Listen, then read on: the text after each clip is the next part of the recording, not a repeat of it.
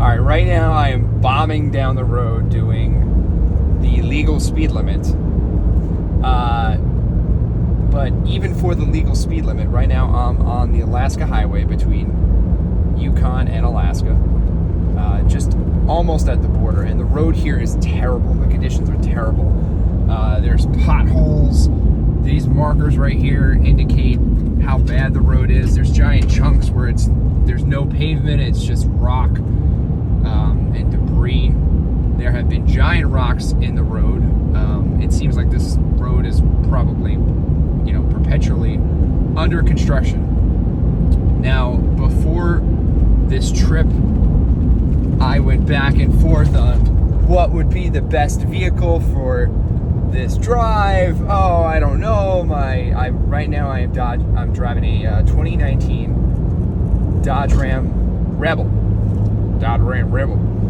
And I don't really have any brand loyalty. I don't give a shit about which brand. Toyota makes a great truck, Chevy makes a great truck, Ford makes a great truck, and now Ram makes a great truck. They're all great trucks. But when I went through the decision-making process back in 2019 to decide on this one, it was between this and the Ford Raptor. Single guy. I was like, what's a cool, fun daily driver that I can also take camping with my dog and not worry about it getting stuck and have fun along the way. So I came to this. The Raptor was on the short list, and I drove that, and it drove great, and it's amazing vehicle. But I never thought that I would take it to its limit. But I felt like I would take this truck pretty close to its limit, and really none of that matters because it came down to price. Even at that time, when truck prices were in the realm of reality, the Raptor was the best price I was getting for the two-door was, which is really a Ford, but the two-door was like 52, 55, somewhere in between there. It was most likely going to be 55, and then I was able to get this truck for, oh shit, here we go, more gravel. I was able to get this truck for 41. So the reason I'm putting this video up is, again, I don't give a shit about any of the brands. I don't care. But this truck has performed amazing. Absolutely amazing. Right now, it is at 99,000 miles. We're coming right up to 100,000 right there. It drives like it's brand new still. I haven't done anything to it. I haven't even replaced the brakes yet. I've had them checked out before I left. Nothing. I've gone through 2 sets of tires because I beat the crap out of them, but not anything out of the ordinary. Trying to think what else. I had a starter issue, which turned out to be not a starter issue. It was the button. They had to replace the start-stop button.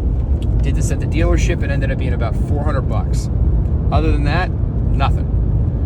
She's been a champion. I always was under the impression that Toyotas were the best mechanically, and that's what you should get, and yada, yada, yada. But in the end, Helga, that's her name, my silver Dodge Ram, she's treated me great, and she's taken Luigi and I on some amazing adventures, never gotten us stuck, never had a problem. I had the starter issue one time where it didn't start, and I fixed it the next, in a couple days, and that was it. But on this road, which is terrible, most cars are going about 35, 40 miles an hour. Now, I'm going the speed limit, not going over the speed limit, and she's kicking butt. It's amazing. Here's another patch right here. So all of these orange indications are big ruts in the road. I mean, if you're in a car, and there's been a few, like there was a Honda Accord rolling down this. I mean, this little old lady, she was doing about 15. We are doing the speed limit, and This truck is just flying. It's amazing. So if you're thinking about a Ram Rebel, or any of the other ones, maybe they're great too. I haven't driven I have driven the Trail Boss, awesome as well.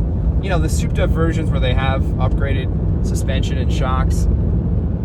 Just go with it. If you plan on driving on roads like this, if you don't, then it's useless. But if you ever plan on driving on roads like this, it's pretty awesome. All right, that's it. I'm done.